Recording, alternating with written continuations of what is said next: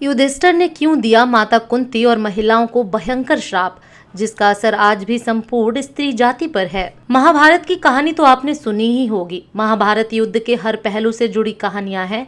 महाभारत युद्ध के दौरान कई ऐसी घटनाएं घटी जो आज तक लोगों के लिए शिक्षा का स्रोत बनी हुई हैं। इस युद्ध के बाद युधिष्ठिर ने अपनी माता कुंती और संपूर्ण स्त्री जाति को श्राप दिया। लेकिन सवाल यह है कि अगर पांडव माँ से इतना प्यार करते थे तो युधिष्ठिर ने यह कदम क्यों उठाया। युधिष्ठिर शोक से बेहाल हो गए। महाभारत युद्ध जीतने के बाद धर्मराज युधिष्ठिर युद्ध में मारे गए अपने परिवार के सदस्यों और रिश्तेदारों के लिए प्रार्थना कर रहे थे, जिसके लिए वह करीब 1 महीने तक गंगा तट पर रहे। इसी समय महात्मा युधिष्ठिर को सांत्वना देने के लिए अनेक ऋषि मुनि आए, जिनमें देव ऋषि नारद भी आए और उन्होंने युधिष्ठिर से पूछा, क्या आप दुर्योधन को हराकर धर्म की विजय पाकर प्रसन्न नहीं हैं? मैं किसी प्रियजन की मृत्यु से दुखी हूँ। नारद जी के प्रश्न का उत्तर देते हुए युधिष्ठिर ने कहा, यह युद्ध तो मैं जीत गया, लेकिन साथ ही मुझे इस बात का सबसे अधिक दुख है कि हमने अपने लालच के कारण अपने ही लोगों को मार डाला। अभिमन्यु की मृत्यु पर द्रौपदी को जो दुख हुआ, उसे देखकर मैंने इस जीत को अपना नहीं माना। इतने सारे योद्धाओं को मारने के बाद जब मुझे पता चला कि कर्ण हमारा बड़ा भाई था, तो हम पांचों इस बात से अनजान थे। लेकिन कर्ण को इस बात का पता था। कर्ण जानते थे कि वह हमारा बड़ा भाई है और हमने अनजाने में अपने बड़े भाई की हत्या कर दी। माता कुंती को दिया श्राप। जब युधिष्ठिर नारद जी के सामने विलाप कर रहे थे तो उनकी माता कुंती वहां आ गईं और उन्हें सांत्वना देने लगी।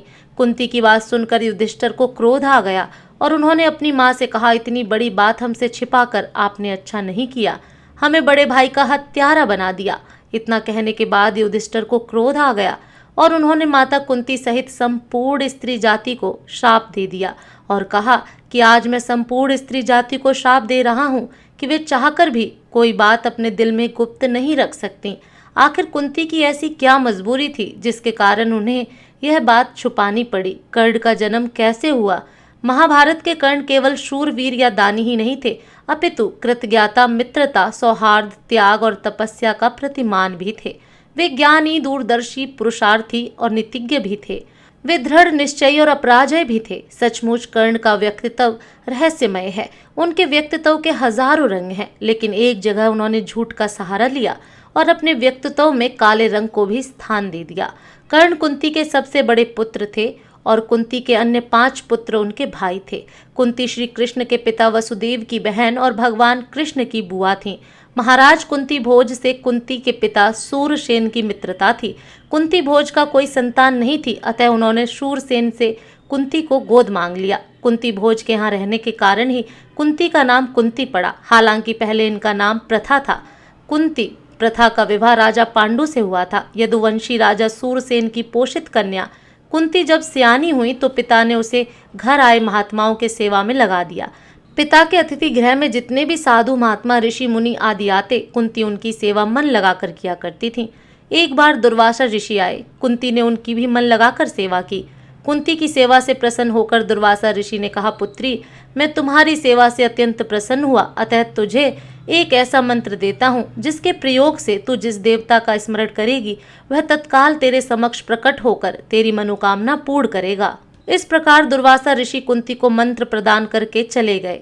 एक दिन कुंती ने उस मंत्र की सत्यता की जांच करने के लिए एकांत स्थान पर बैठकर उस मंत्र का जाप कर सूर्यदेव का स्मरण किया।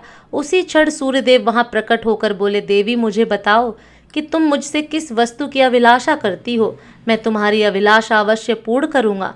इस पर कुंती ने कहा, हे देव, मुझे आपसे किसी भी प्रकार की अभिलाषा नहीं है। मैंने तो केवल मंत्र की सत्यता परखने के लिए ही उसका जाप किया है। कुंती के इन वचनों को सुनकर सूर्यदेव बोले, हे कुंती, मेरा आना व्यर्थ नहीं जा सकता। मैं तुम्हें एक अत्यंत पराक्रमी तथा दानशील पुत्र प्रदान करता हूँ। इतना कहकर सूर्यदेव अंतर्ध्यान हो गए। कुंती लज्जावश यह बात किसी से नहीं कह सकी। समय आने पर उसके गर्भ से कवच कुंडल धारण किए एक पुत्र उत्पन्न हुआ। कुंती ने उसे एक मंजूषा में रखकर रात्रि वेला में गंगा में बहा दिया। वह बालक बहता हुआ उस स्थान पर पहुंचा जहां पर धृतराष्ट्र का सारथी अधिरथ अपने अश्व को गंगा नदी में जल पिला रहा था। उसकी दृष्टि कवच कुंडलधारी शिशु पर पड़ी। अधिरथ निसंतान था, इसलिए उसने बालक को अपने छाती से लगा लिया और घर ले जाकर उसे अपने पुत्र के जैसे पालने लगा। उस बालक के कान अति सुंदर थे, इसलिए उसका नाम कर्ण रखा गया।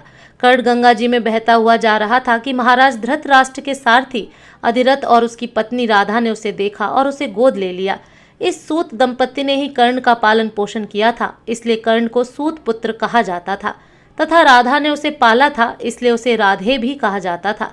कर्ण का पालन पोषण चंपा नगरी, वर्तमान बिहार राज्य के भागलपुर जिले में, जो गंगा के किनारे एक व्यापारिक केंद्र था, सूत परिवार में हुआ था। इनके पालक पिता अधिरथ थे और माता राधा देवी थीं। पिता रथ संचालन करते थे। मनु स्मृति से हमें ज्ञात होता है कि सूत शब्द का प्रयोग उन संतानों के लिए होता था जो ब्राह्मण कन्याओं से क्षत्रिय पिता द्वारा उत्पन्न हो, लेकिन कर्ण तो सूत्र पुत्र नहीं, सूर्य देव के पुत्र थे। इस सूत को कालांतर में बिगाड़कर शूद्र कहा जाने लगा। अंततः शूद्र कौन, इसका भी अर्थ बदला जाने लगा। जय श्री कृष्ण। दोस्तों, आपको ये कथा कैसी लगी कृपया कमेंट करके ज़रूर बताएं। वीडियो पसंद आया हो तो लाइक करें और ऐसी और भी बहुत सारी कहानियों, कथाओं एवं जानकारियों को सुनने के लिए चैनल को सब्सक्राइब ज़रूर करें। अगर आप ये वीडियो फेसबुक पेज पर देख रहे हैं तो पेज को फॉलो करना ना भूलें। धन्यवाद।